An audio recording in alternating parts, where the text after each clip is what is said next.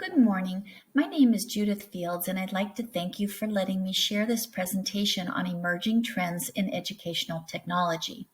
Our focus today is, well, I'll get to that in a moment.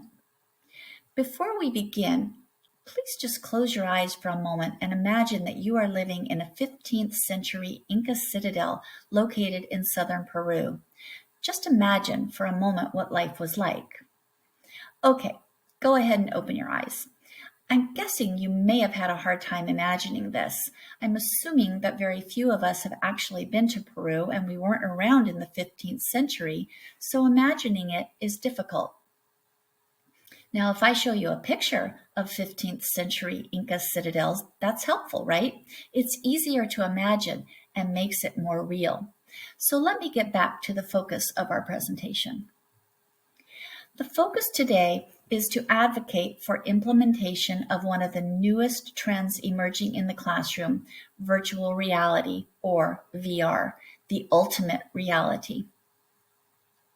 Virtual reality can be defined as a computer-generated 3D environment with scenes and objects that appear to be real, making the user feel that they are immersed in their surroundings.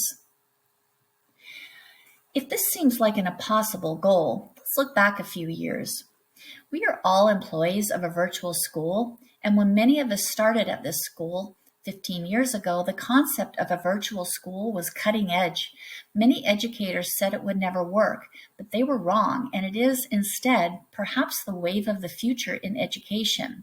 Today, I am suggesting to you that virtual reality in our schools is what is now cutting edge. And by implementing VR into our classrooms, we can lead the movement.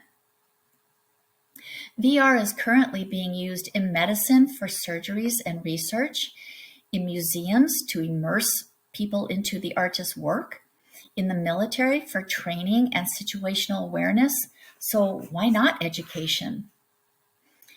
Now, this time with eyes wide open, imagine a virtual field trip where students are surrounded by ancient civilizations such as our Inca citadels, or one where they could travel into space or even visit their favorite author in their homes where their writing can come to life. Imagine students being able to be a part of exploring a real human heart or brain, or riding a roller coaster to create enthusiasm and understanding of physics. The possibilities are endless. VR makes learning an active experience. It removes distractions for those who struggle to concentrate in a traditional learning environment, which causes increased engagement by all. VR helps students better understand complex subjects and has been proven to improve retention. It also removes geographical and socioeconomic barriers, providing an equal learning platform for all students.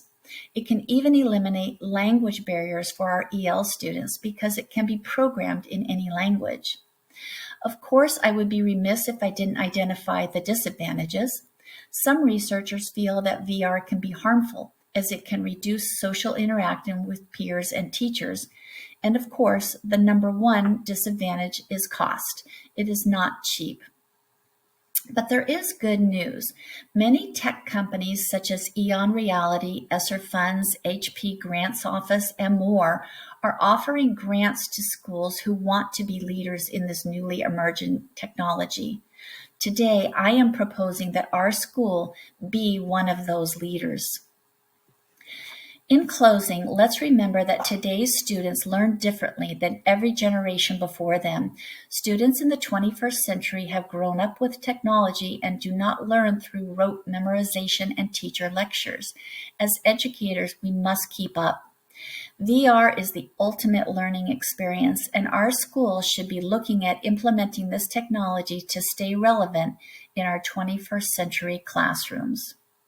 Benjamin Franklin once said, "Tell me and I forget, teach me and I remember, involve me and I learn." Let's get our students involved.